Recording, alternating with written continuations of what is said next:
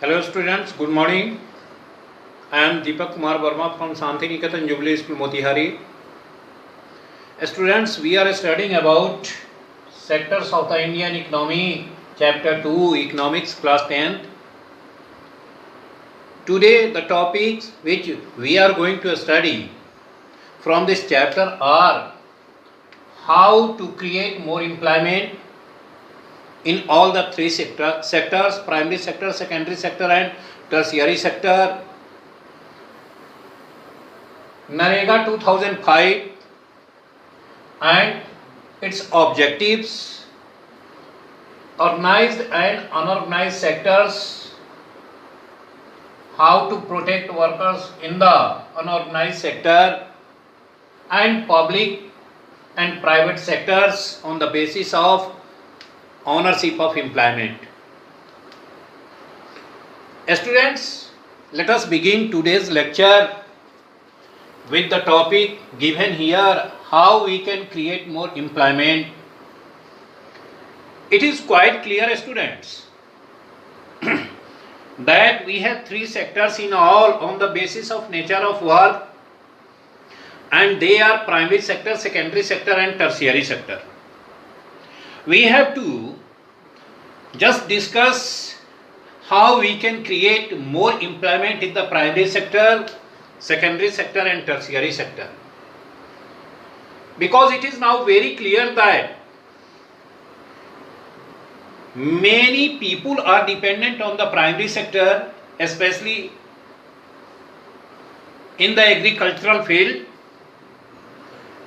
But how we can solve the problems by giving proper employment to more and more people in all the three sectors, primary sector, secondary sector and tertiary sector. We have to especially focus on this topic in today's lecture.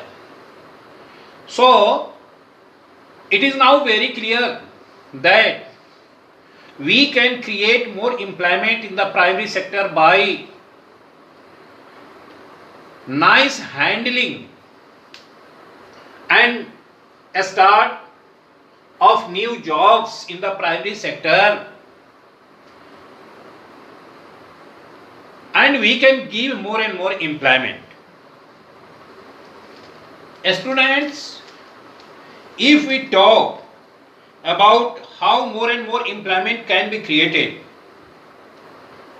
we can say that there continues to be considerable underemployment in agriculture, and we have already studied about the situation of underemployment and discussed unemployment.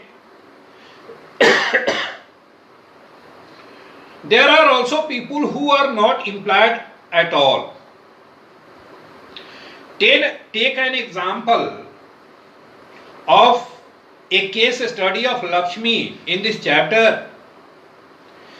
She has 2 hectares of plot, and that very plot of 2 hectares of land is unirrigated. Students, the government can spend some money or banks can provide a loan to construct a well for her family to irrigate the land. So in this very process of the construction of pond or well to irrigate the field, there needs some employment, and this can be a way to provide some employment to the family members or the members from outside. Now suppose that 1 hectare of wheat can provide employment to 2 people for 50 days, including sowing, watering and other activities. So here 2 people can be employed by doing all these activities. Now suppose a new dam is constructed and canals are dug to irrigate many such farms. This could lead a lot of employment students within the agricultural sector itself, reducing the problem of underemployment. So these are all activities by which we can create more employment students. In the primary sector itself, there are many ways of creating employment to reduce the problem of unemployment. Similarly, we can also take some other examples. Suppose Lakshmi and other farmers produce much more than before. They would also need to sell some of these. For this activity, they may be required to transport their products to a nearby town. If the government invests some money in transportation and storage of crops, or makes better rural roads so that many trucks reach everywhere, several farmers like Lakshmi, who now have access to water, can continue to grow and sell these crops. This activity can provide productive employment to not just farmers but also others such as those in services like transport or trade. So this can also be another way of creating more employment, just to grow more crops, sell the crops in the nearby market, taking help of the transportation facilities.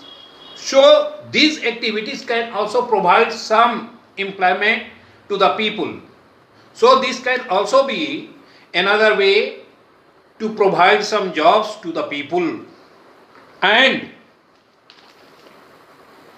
another way by which we can tackle this problem is to identify, promote and locate industries and services in semi-rural areas where a large number of people may be employed. For example, suppose many farmers decide to grow arhar and chickpea pulse crops, setting up a dal mill to procure and process these and sell in the cities is one such example. Opening a cold storage. So these activities can also give employment to some of the people. So these are all necessary fields to provide employment to some of the people. So primary sector and related fields can provide some more employment in this manner if they are nicely used, if they are nicely looked after. So it is now very clear that these are the ways to provide more and more employment to students in the primary sector and related sectors. Take another example from secondary sector, that is manufacturing sector. Students, in the field of manufacturing, we can also start creation of jobs in many ways. We can start making beedies, plastic goods and other things at homes, and this can be a way to provide employment to the family members and other members. So these are also ways to create more employment. Whenever students we talk about just to produce crops and just sell the crops in the markets and just to use the crops as raw materials in the secondary activities, secondary sector, manufacturing sector, there too can be a way to provide jobs to many more people. So manufacturing sector, that is the secondary sector, can also be beneficial to provide many more employment to the people of our society. There can be a smaller manufacturing sectors medium manufacturing field and larger manufacturing field. Everywhere we have to recognize which are the fields where we can create more jobs, and then we would be able to find a number of jobs and just to give the jobs to the needy people of our society, so that they could live a life of happiness. After this, here is the topic NREGA 2005 and its objectives. Students, earlier it was known as NREGA, but nowadays it is known as MNREGA. Its full form is Mahatma Gandhi National Rural Employment Guarantee Act. Once again, Mahatma Gandhi National Rural Employment Guarantee Act, which was initiated in 2005. Students, this is a guarantee work just to give the employment to the rural households for 100 days of the year in the selected 200 districts of the country. So this is the objective of MNREGA 2005, under which rural households are given 100 days of the employment by the central government of India in the selected 200 districts of the country. Now there is a matter of discussion just to increase the number of days of employment, and it is supposed that it can be made around 200 days of the year just to provide the employment to the rural employment in our country. And discussion is going on from the level of the government. It was also decided under MNREGA that those who would not be given employment under this scheme, our central government would give some certain allowances to those people just to live a better life. So MNREGA in essence is a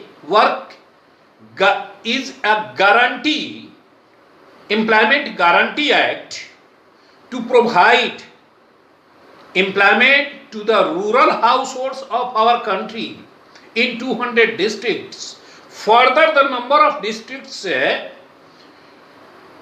is supposed to expand.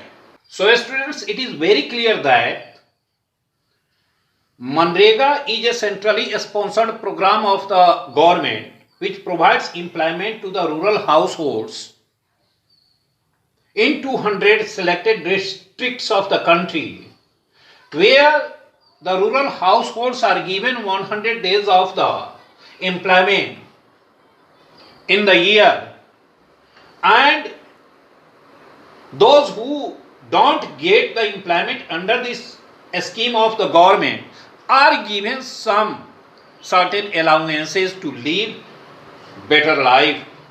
So with these topics, how we can create more employment in all the three sectors, and how MNREGA is able to provide employment to more and more people of the rural households, we are just going to end our lecture. The next remaining topics would be discussed in the next lecture class. Thank you very much.